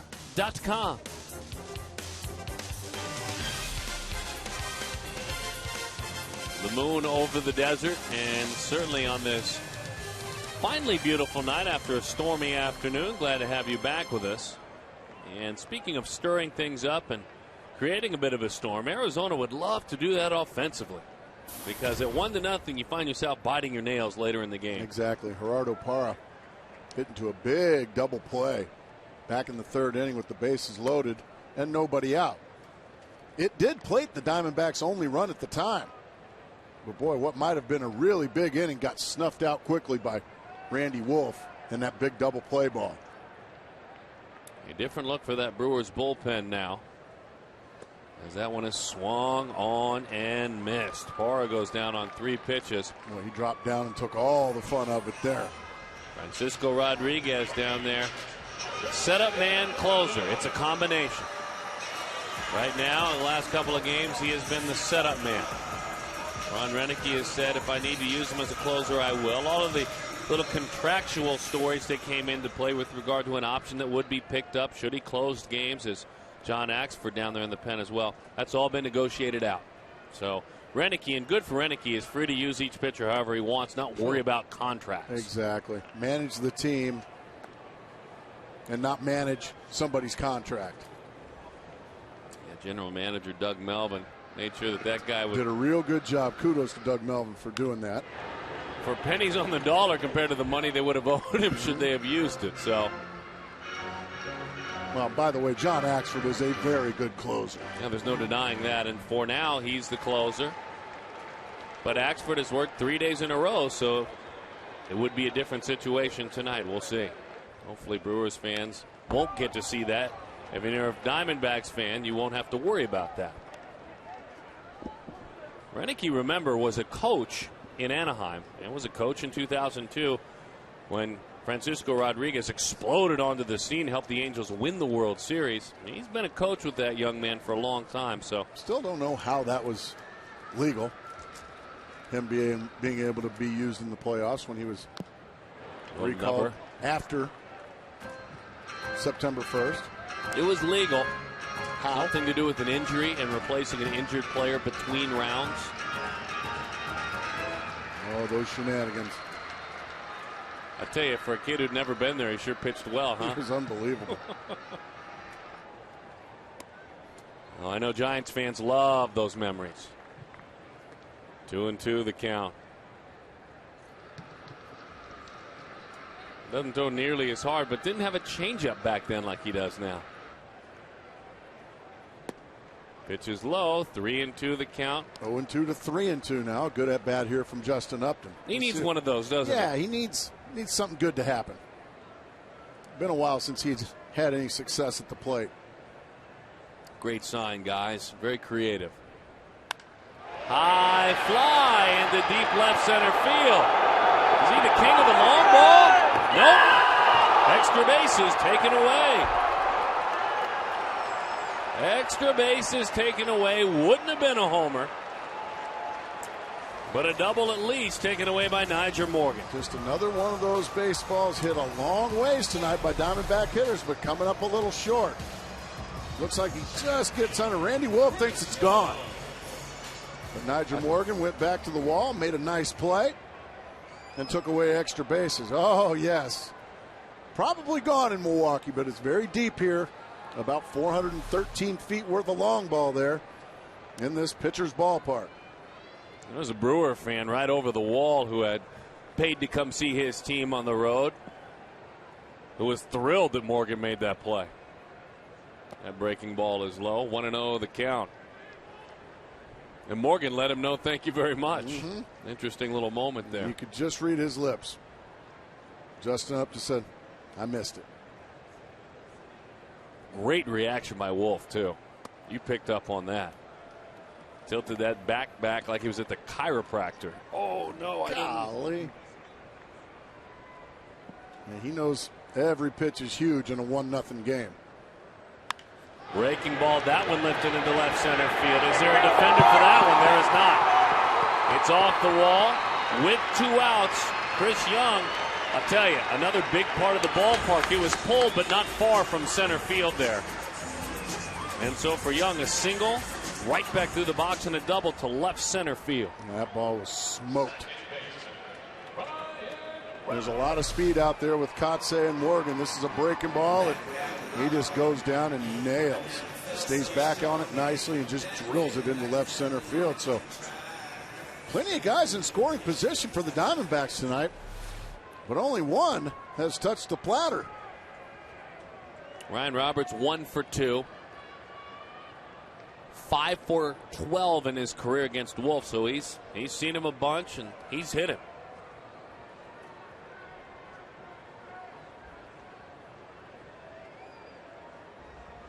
Outside. What has made Wolf effective tonight? I think he's changed speeds very. If you've watched Randy Wolf pitch, this is kind of typical of him. He's a bend but don't break guy. Not a guy that takes no-hitter stuff out to the mound. Uh-oh. High fly ball. Ryan Roberts does it again.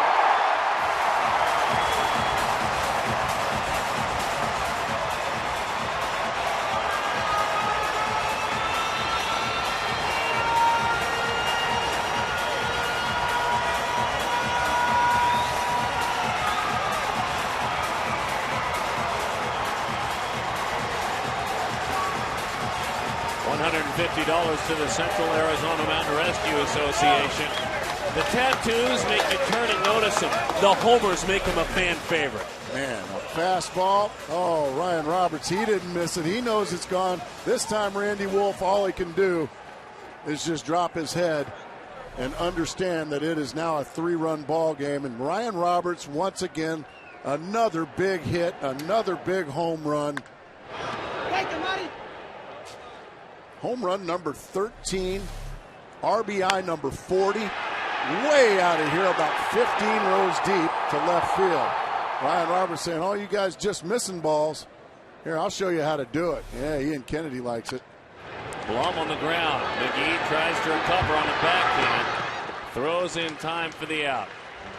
But the improbable season for Ryan Roberts continues. Another huge hit for the Diamondbacks.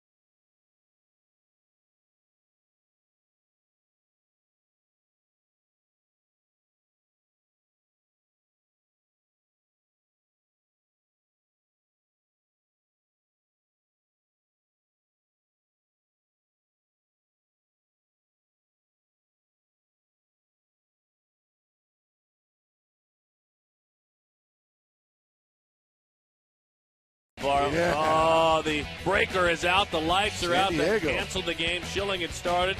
Randy picked him up the next day in relief. The game resumed and proceeded to strike out 16 technically as a reliever.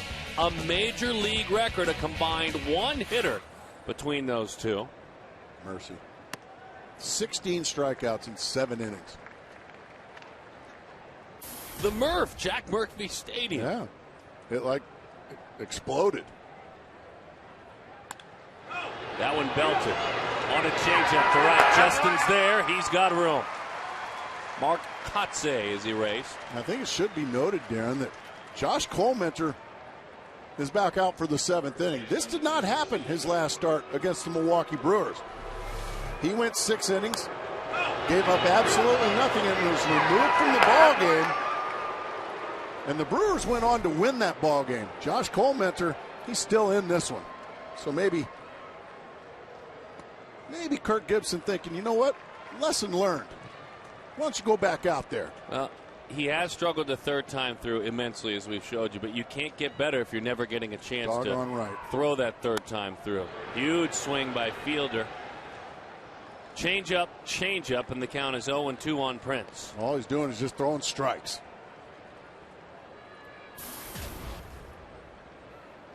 '73 runs batted in, a .421 on base, and slugging almost 600. Change up again. He threw him 3 in a row. A big shift has Bloomquist over on the second base side, and Willie erases Prince Fielder, who is 1 for 3 in the ball game. Also, by the way, on this day in baseball, just opening up the baseball vault here, and it's a great day. Ty Cobb, his 4,000th career hit. And on the very same day in 1970, Willie Mays' career hit number 3,000. To have those two tied together on this day, it's a good kind of baseball day, July 18th. And tonight on July 18th, Arizona leads it 3-0 over Milwaukee. Boy, just strike after strike.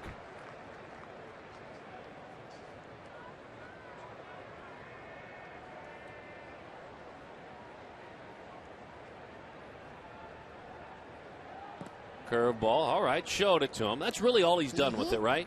Let him know he has it. Yeah. Slow you down even more to try to set up this fastball.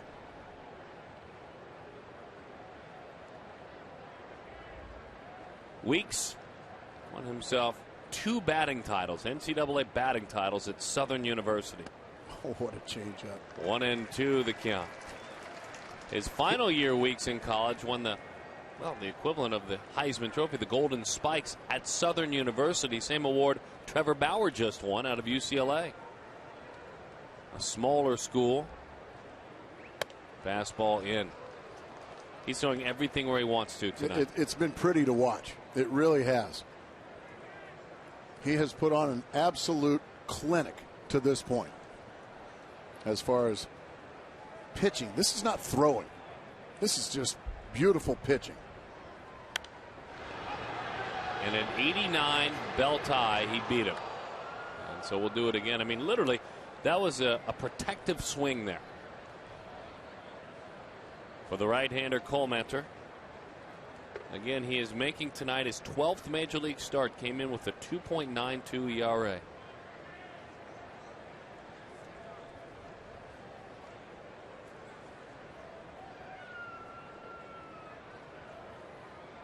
Curveball. Got him looking.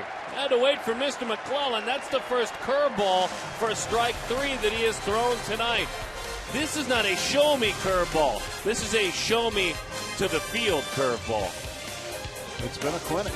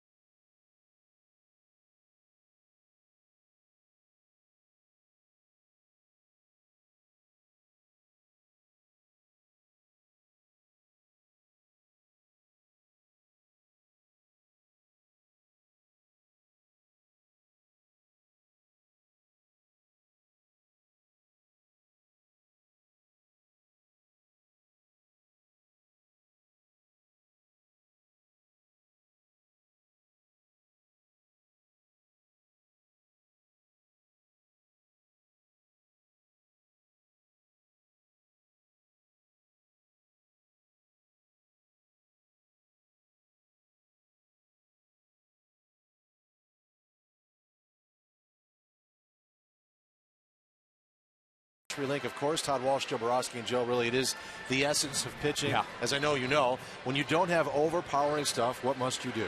Two most important things, Todd: locate and change his speeds. Cole Mentor's putting on a clinic out there. I'll break down his outing and show you exactly how he's keeping these Brewers hitters off balance. You can relate, right? Absolutely. Okay, guys, plenty of baseball left, though. We'll send it back to you. Well, thank you very much. We look forward to talking baseball with you guys. High fly, broke his bat. It sounded like anyway. Couldn't square Wolf up. And so the first out is made by Xavier Nady on 3 outs in the air. Don't forget, you can find out and learn how to play Kachinko right here at Chase Field by going to the interactive kiosk near Section 111 during regular season home games. Gila River Casinos, proud partners of the Arizona Diamondbacks, and there's always a winner. Josh Cole Mentor was on his way out to the on-deck circle, turned and looked to Kirk Gibson. As that one is lined to center field. A diving play out there by Niger Morgan. Gorgeous play by Morgan, taking away another base hit from Henry Blanco.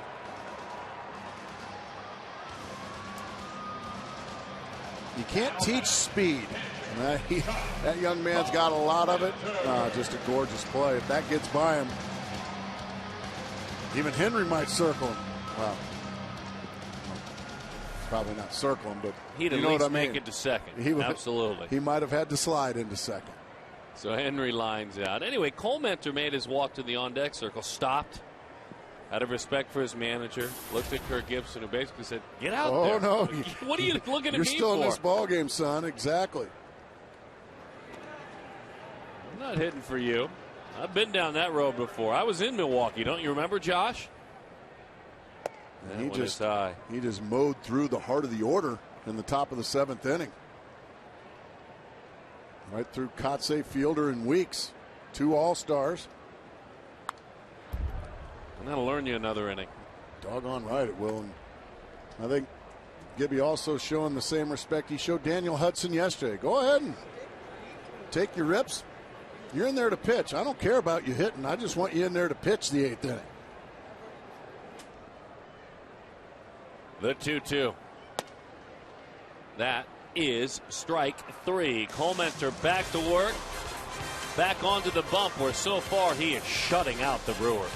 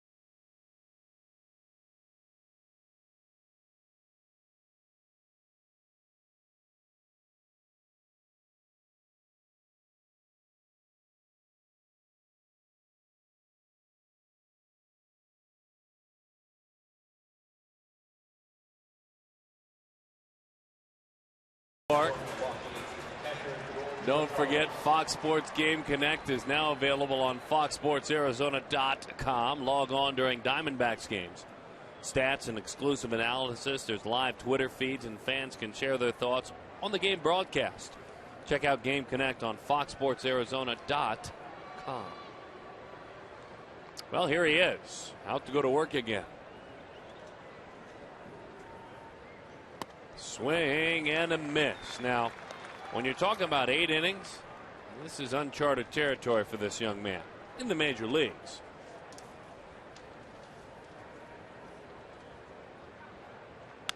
Bouncing ball, good looking changeup. Gutierrez rolls it over, and he is erased. He is 0 for 3. Wow. I'm sorry, kids, but do you need back to school items for the kids? Now come to this Sunday's game against the Rockies, the first 5,000 Rascals. We'll get a lunch cooler, courtesy of Smile Generation. Call 602-462-4790 or visit dbacks.com/homestand for tickets. Man, is it that soon back to school? Weeks away. Man. Weeks away. It's now under a month. Here's Casey McGee. He takes a fastball over the outside corner for a strike. Casey McGee is 0 for 2. He has struck out swinging, and he has grounded out. Montero going down to help the bullpen get loose. We need another catcher down there with Jeff Matuzis to help out. Oh, right now, Josh Colementer saying, don't be in such a hurry, Miguel Montero. I'm doing just fine out here. Brazoban and Castillo warming in the bullpen. Yency Brazoban the righty, Alberto Castillo the lefty. Just a couple of more of Kevin Towers' unique finds. Kevin looks and scours all over the planet for relief pitching help.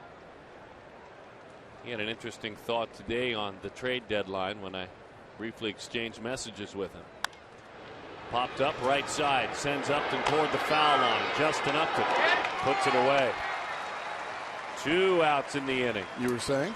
Kevin Towers, I said, look, I'm going to be talking a little bit about going ahead on the trade deadline, doing a little bit of brief work for the MLB Network. And Towers responded back. I said, what would you like for me to talk about? What would be fair to talk about? He said, pitching, pitching, and pitching. Those 3 things are what we're looking for. And he included relief pitching as a top priority, starting pitching down below that, but only pitching. Well, especially if you can get Josh Colementer to get back to the form that he showed early. And you don't expect him to go out and do what he's been doing, especially in his first 6 or 7 starts. But, boy, if you can get this in your number 4 slot, that'll make you a much smarter GM. Funny how that works. You know what's amazing? The thing you love about Kevin Towers, he's real. He's honest. He's real. He doesn't give you the runaround. You know what? That sounds a lot like the players he trades for and the players he signs. The players he gives an opportunity to, like Josh Colementer. He's real. He likes guys that fit into that room like that. Still just fine with the pitch count. Oh, what a good fastball that was. Just elevated around the letters. 2 quick outs so far and a 1-2 count here on Unieski Betancourt. Just elevates it enough. I'd like to see this crowd kind of get behind this young man. Kind of like to see it. So if you come out here, folks, get behind these guys. The 1-2. Out to short. Played right at the waist by Bloomquist. On across. What a night to this point by the right-hander Colementer. He has not given up a run to the Brewers all year long.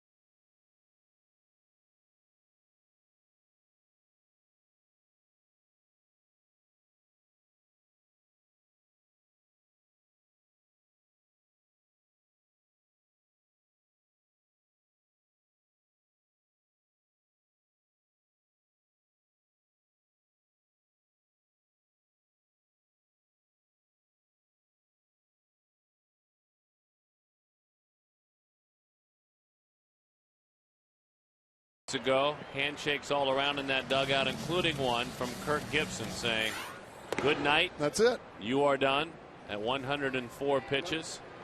So very impressive. He is our APS Energy All-Star. Not a single walk in the ball game as well. Not a single walk in the ball game. And Cole Mentor spending time with fellow Michigander and mending closer J.J. Putz, who worked in a rehab outing and worked effectively last night. Cole Mentor now, he's a rookie. We have to remind you of that again. As a rookie, his ERA is 2.65 this year. That's stunning for a guy that didn't even break with the ball club. This isn't a guy that just lit it up in spring training and decided, okay, we've got to take this guy north with us. No, this guy was down in Reno doing his thing and got called up, and all of a sudden he has just been so impressive. Meanwhile, Fielder hauls it in. Randy Wolf's doing himself pretty proudly as well, wouldn't you say? Totally agree with that. Crowd giving Prince the business after he makes that play. Just remind yourself out there that you're giving Fielder the business. Should Justin Upton have been given that same opportunity in the home run derby, he would have picked Chris Young. And by the way, Fielder was the MVP of the All-Star game, which gives the National League team home field in the World Series. I don't begrudge the kid for taking his best friend on the Not a bit. And the guy that plays right next to him every single day. You've got the wrong booth up here, and we love you folks. If you feel that way, you've got the wrong booth to join into the booing. Well, I love the fact that, yes, I wanted to see Justin Upton in the home run derby. Absolutely. Two totally separate discussions for me. I would have loved to have seen him in the home run derby. But like I said, even before the home run derby, I just think it puts that young man, Prince Fielder, in a bad position. It's going to be a base hit. And it's thrown away, and Parra, he may be able to go. Let's watch it. He turned and he picked it up. He thought about it, and then he throws out an anchor. He really thought about three. Single and an error. And that is 2 errors tonight for Randy Wolf. Yeah, this is one where he probably would be better off just sticking it in his pocket. After it goes off his glove there, you got to understand you're not going to be able to make this play. So just go ahead and stick it in your pocket. Instead, you add insult to injury, and you throw it down the line, giving an extra 90 feet to Gerardo Parra. And I believe we might have seen the last of Randy Wolf. He threw a heck of a ball game, if you ask me. He will not have a victory to show for it. We will step aside. Just 2 earned runs more. Arizona leading it 3-0.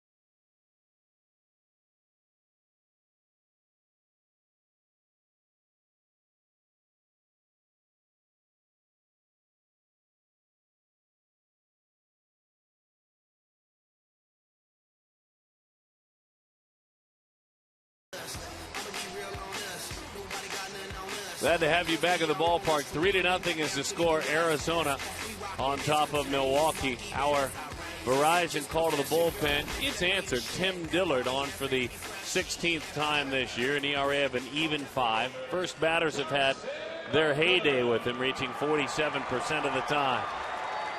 Our Kia text poll, we asked you to say who you think is going to the playoffs the best chance. Well, of course, and we would expect nothing less.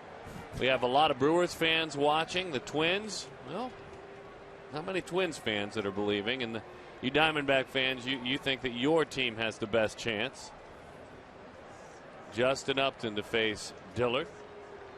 And Upton takes a breaking ball for a strike. To finish the thought in the conversation we were having a moment ago, the best part about all of it that went on was the constant chanting for Justin. I thought that was great. The throwing their arms around Justin Upton, this community and this fan base. And Prince Fielder was the first to say, how great for Justin. Swing and a miss, 0-2 the count. That was in what was a uniquely organic night. Honestly, being down on the field and being the host, having baseball, folks representing baseball, a little bit nervous as the fans got upset sitting by me. I said, well, hold on, this is okay. Because you felt the community embrace their right fielder.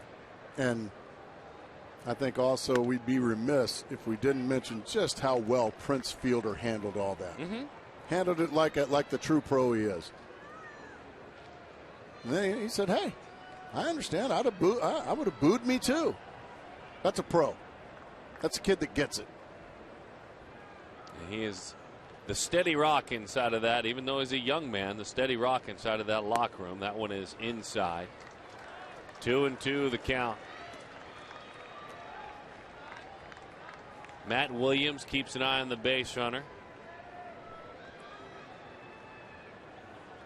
In all likelihood, that man at first will probably be playing somewhere else next year. I kind of hope not, to be honest with you. The 2-2. High fly into center field. And the play is made by Morgan. Before the ball game, caught up with Prince Fielder, and he talked about what it meant to Justin Upton to hear those chants. He was in his shoes.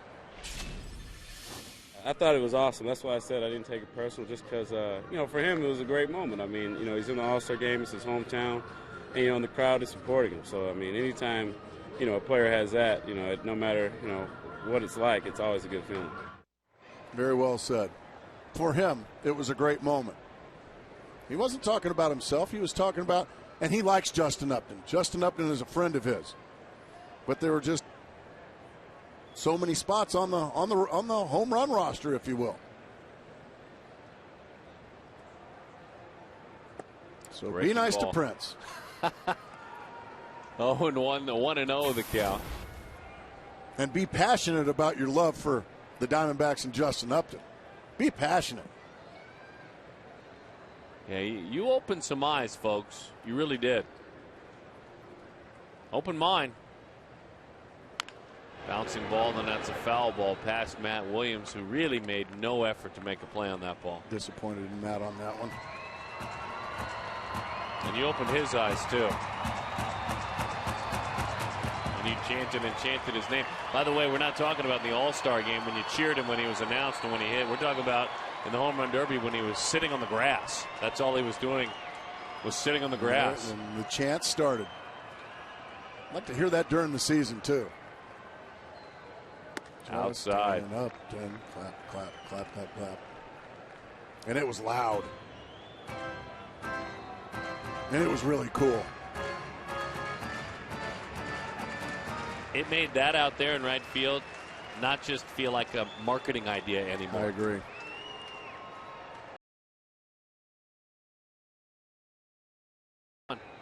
Inside, 3-1 the count. Ryan Roberts waits on deck.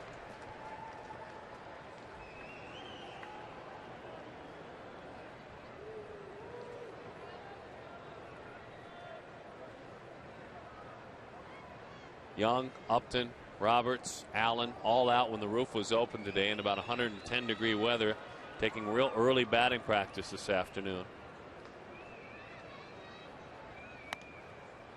That is ball 4. So Young's been on 3 times tonight. Young was on in the 6th inning in front of Ryan Roberts when Ryan Roberts really added on. And you want to talk about a clutch time to pick up a hit, it's right here. Fastball middle. Home run number 13, RBI number 40. For a guy that was not supposed to make this ball club this year. You have to keep telling yourself just how well this kid's played when, well, I think he and a lot of people didn't expect to be here. Probably expecting to do most of his damage in Reno. But what a shot in the arm he has been for these Arizona Diamondbacks this year. Yet in spring training, the funny thing about it is he was one of the only positives in spring training for the Diamondbacks. I agree. Outside. 1-1 the count. In his last 17 games, including tonight, his average is over 330, and he's got 3 home runs.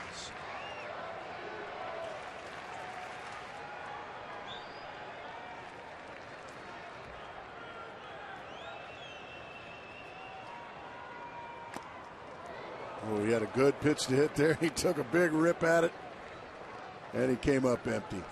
Got a number I think you'll like. Okay. I know you don't like all numbers. I'll trust your judgment. Runners in scoring position, Roberts. 2 outs. 400. I love that number. You kidding me? Thought you would. 400. That tells you a lot about a baseball player. He probably wouldn't have any problem hitting 5th in the lineup. Outside. You kidding me with a guy with a .430 on base percentage in front of him? Like the situation is with Milwaukee with Fielder? Hart more comfortable, not behind Prince Fielder. More comfortable in the leadoff spot. Lum waits behind. Want to know if he went around. He checked it up, I believe. He did. Full count. Runners will be on the move here with 2 outs. Love when an umpire does this. McClellan, he was fine with the no appeal, and he just ignored the request. And an umpire does not have to ask. He's not required to ask. The runners, they go. Here's the pitch. That time it looked like he did go around. Roberts, that's strike 3. Ryan looked like he got that one right. David Hernandez looking to lock it down, make it a victory.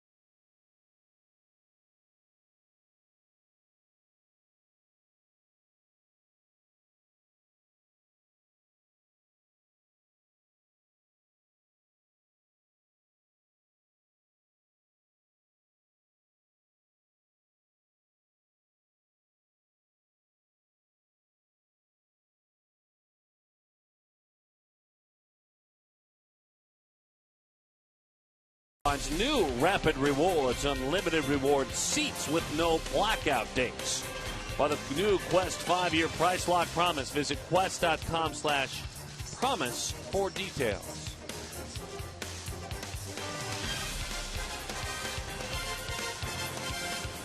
Downtown Phoenix, Arizona, as Craig Counsell, former Diamondback and current Milwaukee Brewer, always gets a nice welcome back. He will face David Hernandez. That's who they should be standing and cheering for, because Hernandez has been incredible since stepping in for J.J. Putz as the closer.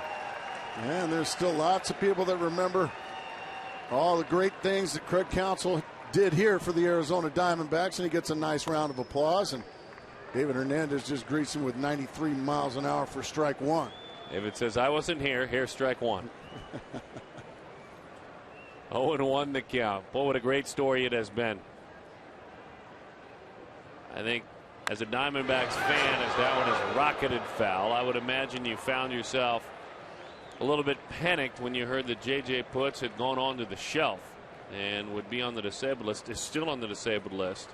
And even though Putz had a rough month of June, he was what you knew. And he overall had a very good season. Now David has stepped in just fine, thank you very much. Since that news came out, he has been outstanding. Let me put it another way. Since that news came out, he has saved every ball game in which he has had an opportunity. In dominating fashion. 6 in a row. He hasn't given up a hit. That's the kind of fashion he has saved those ball games in.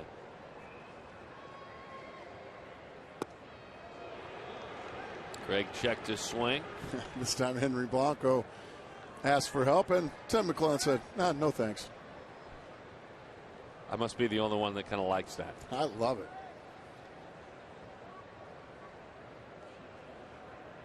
The 1-2.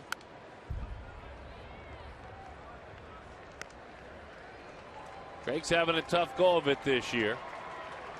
He's had 19 starts, and again with Unieski Betancourt struggling, Greg could find more playing time. It's just that the offense hasn't been there for him.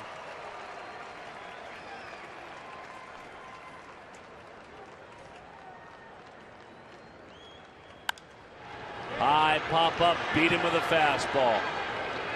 Willie Bloomquist puts it to bed, and Counsell is hitless in his last 32 at bats. And unfortunately, David Hernandez came up a bit lame after that pitch. I don't know if he twisted an ankle, but he came up a bit lame. Watch this, folks. He lands and throws, he just slips, but then he kind of ow. So maybe. Corey Hart goes after the first pitch. Well, if you're hurt, go ahead and throw one more pitch and get one more out. David looks fine so far. That's the good news. Corey Hart moved to the leadoff spot, is 0 for 4 tonight. Let's take a look at the pitches for the remaining series here between these teams. Hands full. Narveson, though he's got a 4.74, has pitched great against Arizona in his career. Gallardo pitched like an ace. And Zach Greinke hasn't, but he can at any point. Dominating all the games on Fox Sports Arizona. Barry Enright back in the big leagues tomorrow night.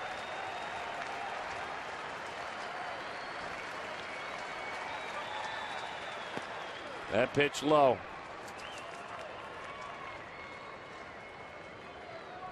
Arizona looking for their 7th team shutout on the season. Shutout number 7. That one poured in there. Dots the outside corner, 1-1 the count.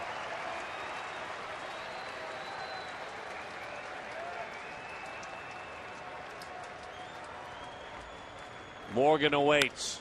Line drive left field. That will do it. The Diamondbacks win game 1 of this 4-game series over the Milwaukee Brewers, and they shut them out. Keeping the pressure on San Francisco, who leads the Dodgers 1-0 in the top half of inning number 6.